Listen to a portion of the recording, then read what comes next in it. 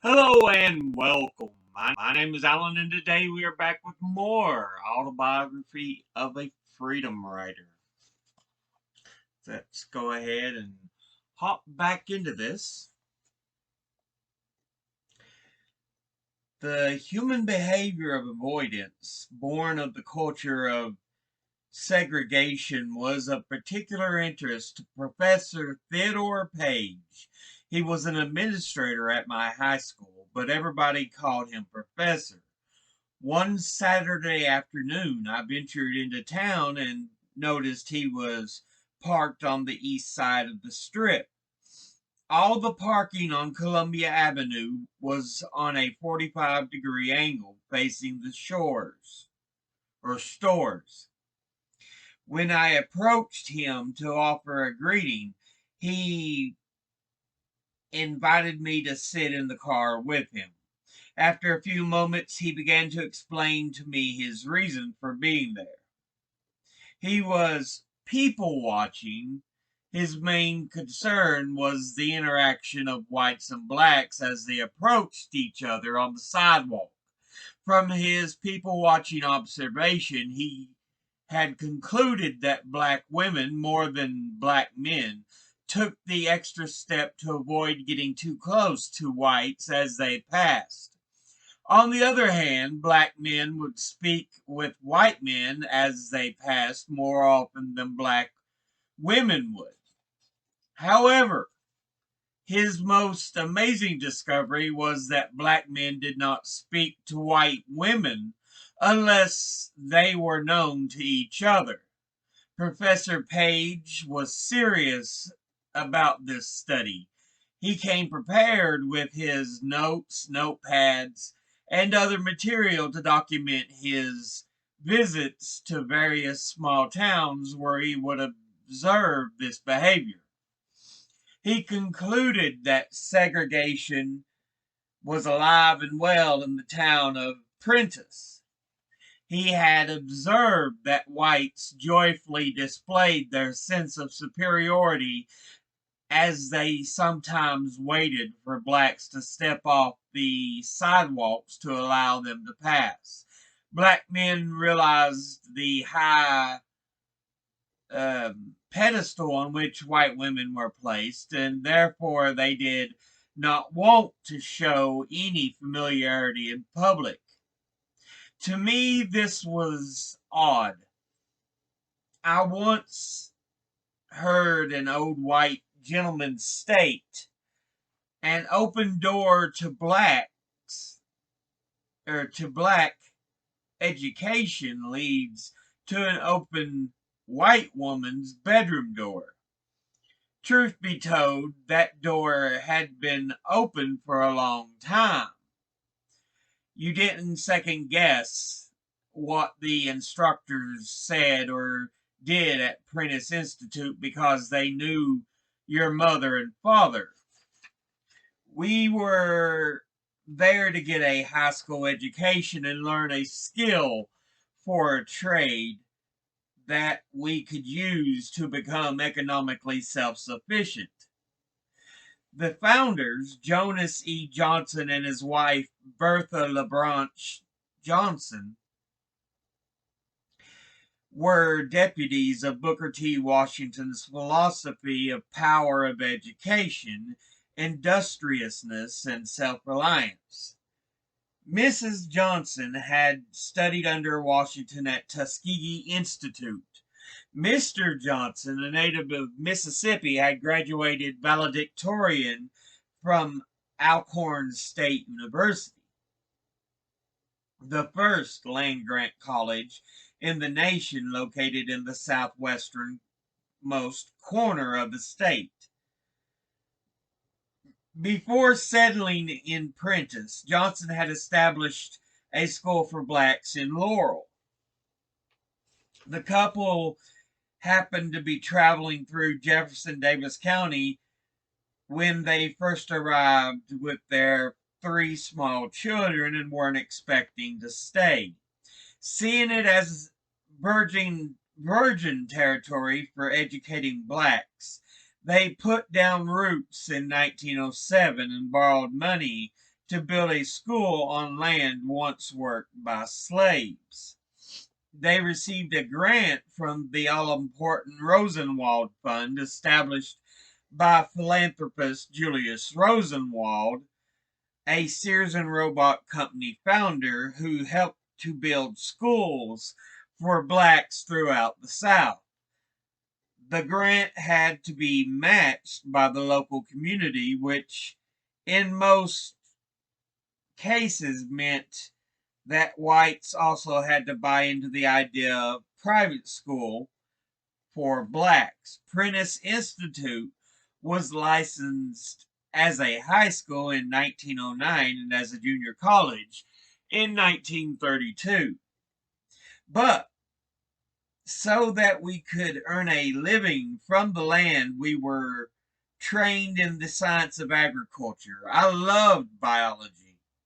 I would choose it later as my major course of study in college, hoping to pursue a career in medicine.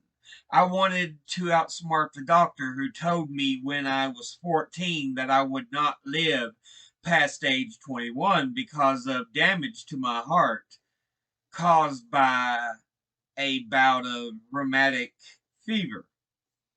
Industrial in the school's name meant industrial arts like carpentry, bricklaying, and learning to be a blacksmith or seamstress.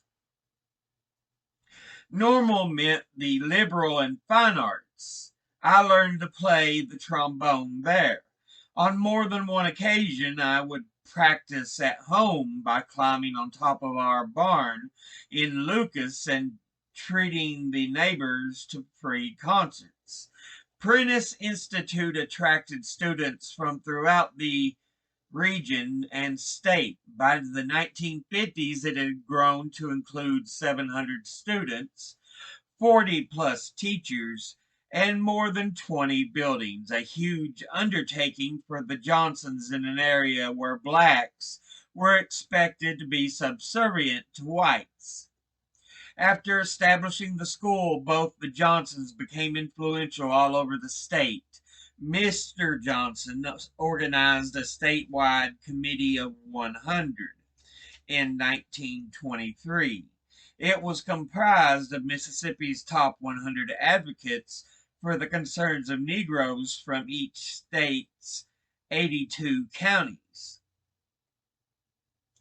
Unknown to the masses, the group worked directly with white civic leaders to improve black communities. The Johnsons gave the committee direction, and its strongest participation consistently came from the historically non-plantation area south of Jackson. Johnson and his committee won over Mississippi state legislatures by explaining that they were pushing for ways to stop the migration of blacks out of the area. Other white leaders followed. Had he pressed with his fist, he would have faced a most certain death. Citing the work of the committees in his definitive Dark Journey, Black Mississippians in the Age of Jim Crow, historian Neil Macmillan noted, the organization's patient behind-the-scenes pressure on the white establishment in the 1920s and 1930s helped prepare the way for the more spectacular breakthroughs of a subsequent age. Long before voter registration drives in the 1960s would enlist some of the poorest of the poor, black Mississippians had known voting.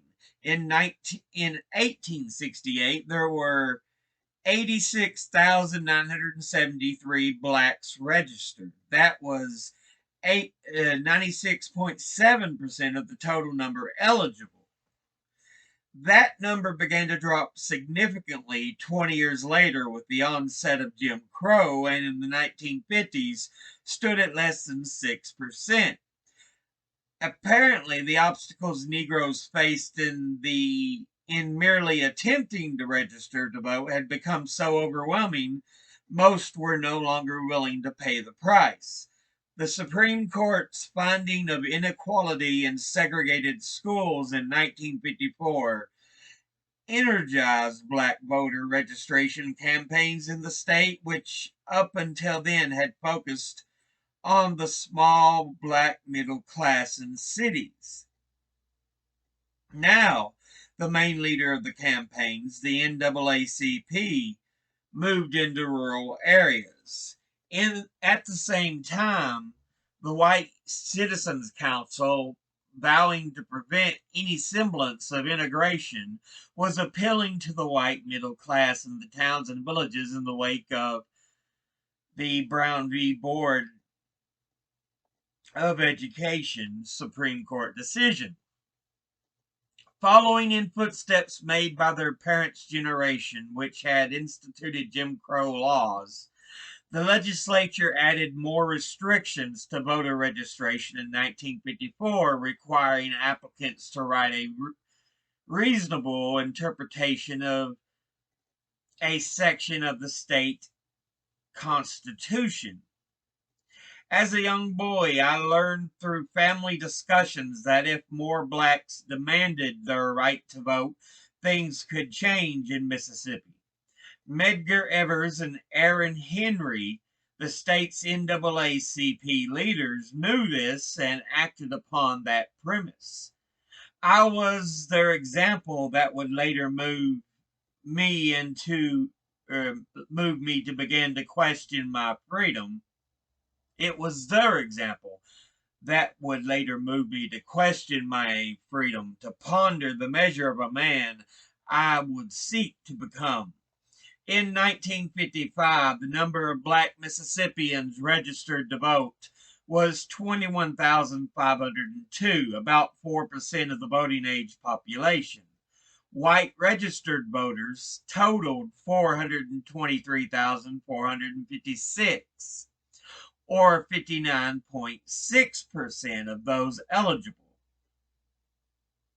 If the percentage of black voters wasn't paltry enough, the next year huge numbers of them were suddenly and arbitrarily stricken from the rolls in several counties, and what was 2 years after the Board of versus Brown versus the Board of Supreme Court ruling in 1956, the same year in which the Mississippi legislature established the Sovereignty Commission. Historian John Dittmer has described the agency as a secret police force that operated like a small-time FBI, placing informants and spies in civil rights groups to thwart their efforts, and owing its allegiance to the White Citizens Council. The commission was very much at work in the late 1950s, although most people did not know it existed. The total number of blacks registered in Jefferson Davis County was 1,221 before the rolls were purged in 1956. Afterward, that number decreased to 50. In the more than 1,000 Negroes who were disenfranchised, County Circuit Clerk James W. Daniels offered a useless explanation. No one has been refused the right to vote because of race or color. They have been refused because they have failed to qualify under the laws of Mississippi. I am forever bound to Jefferson Davis County, if not for being born there, then for the actions of the circuit clerk Daniel. It was essentially his actions that year that would later order my steps into the movement. Mississippi State Sovereignty Commission records were public in 1998. More than 40 years revealed that its investigators were in communication with Jefferson Davis County officials in 1956 and suspected names of the NAACP were removed from the voter rolls by Circuit Clerk Daniel. According to the declassified records, Daniel had received a stolen NAACP minute book from unnamed informants, and he copied upon the general community. Of course, the commission was passing the information along to the White Citizens Council. Daniel and the sheriff of Jefferson Davis County, Shelby McKell, was well as other unnamed informants, gave the Sovereignty Commission various reports about the racial situation in the county. In one documented exchange, Daniel and McKell told the investigator that the NAACP was operating underground in Prentiss. In another, they stated that they suspected Prentiss Institute of being a hotbed of NAACP activity.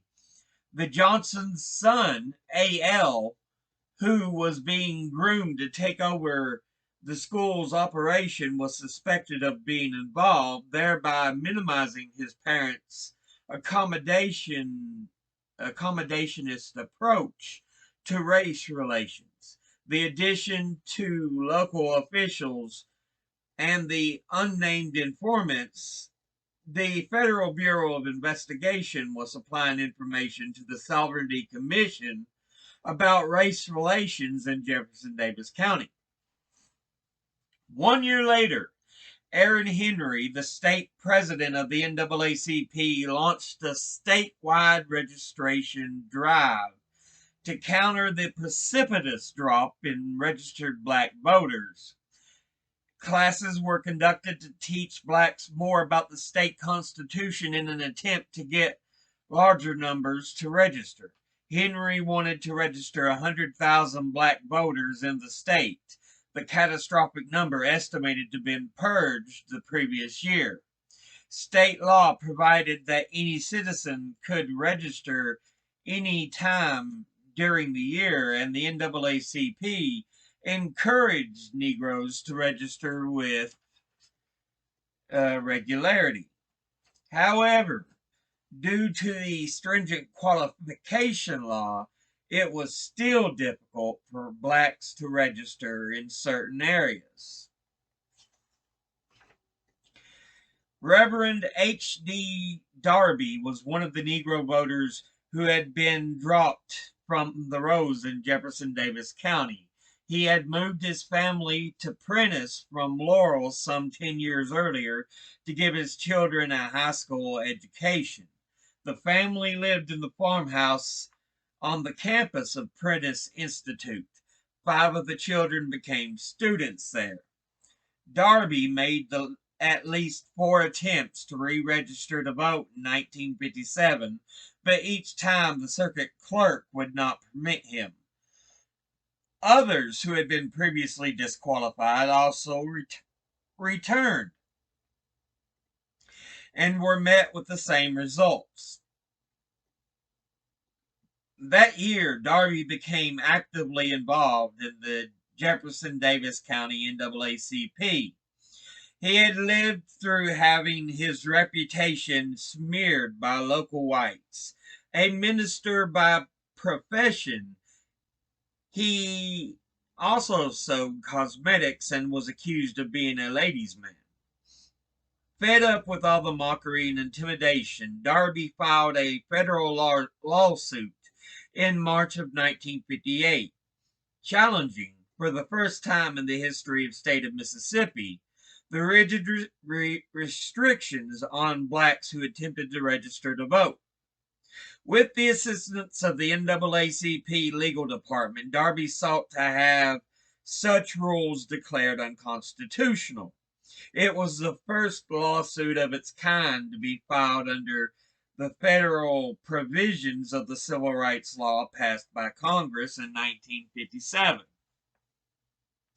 The NAACP had offered to help Negroes anywhere in Mississippi sue for a violation of their voting rights. After Darby responded to the call in Jefferson Davis County, he was celebrated as Man of the Year at a state meeting of the NAACP in Clarksdale.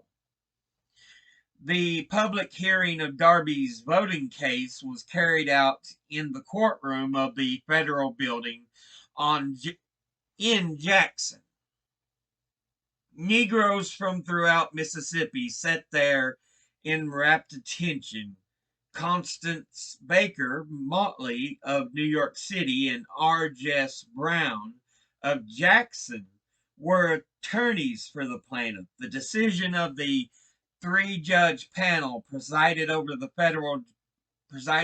by federal judge Ben Cameron of the United States Court of Appeals for the Fifth Circuit rendered a legislative decision that left Mississippi's stringent law intact. NAACP Legal Defense and Educational Fund declined to appeal to the Supreme Court and indicated that the case would be turned over to the Civil Rights Commission instead. Having witnessed basic rights of citizenship being taken away from members of my family, teachers, and others I knew, coupled with the anger of being cut down to size just when I was beginning to notice myself within the world around me, reinforced in my young mind the cruelty of segregation, bias, and hate. That this was considered normal increasingly struck me as inhumane. White citizens marched proudly to their whites-only water fountains, restaurants, schools, and churches. Blacks moved to a different beat, were usually in poor health, undereducated, and were eligible for few, if any, choices to support themselves other than working for meager earnings. This normalcy was never full of anything but inequity. The situation was affecting how people lived in and around Lucas. Most of our residents were very poor. Some could not secure loans to continue their farming operations. It wasn't too difficult for them to make the decision to leave the state in search of higher paying jobs in the industrial north. The knowledge of all those things instilled in me the burning fire of change. We could not wait for the new organization or new directions. We were mandated by fate to use the tools that we had and make them more aggressive. We needed to fortify our decisions and loyalty to the cause. We needed a new way of fighting racism. All of this remained heavy on my mind.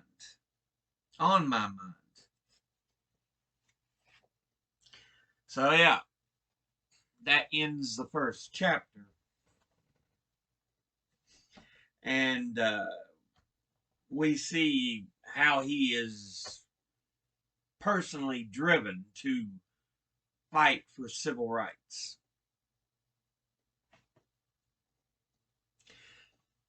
So yeah,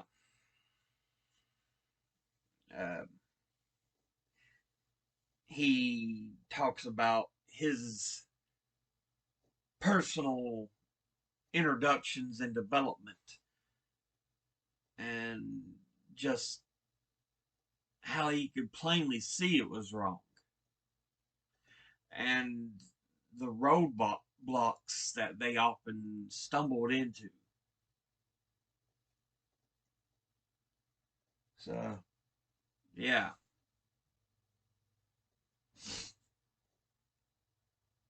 But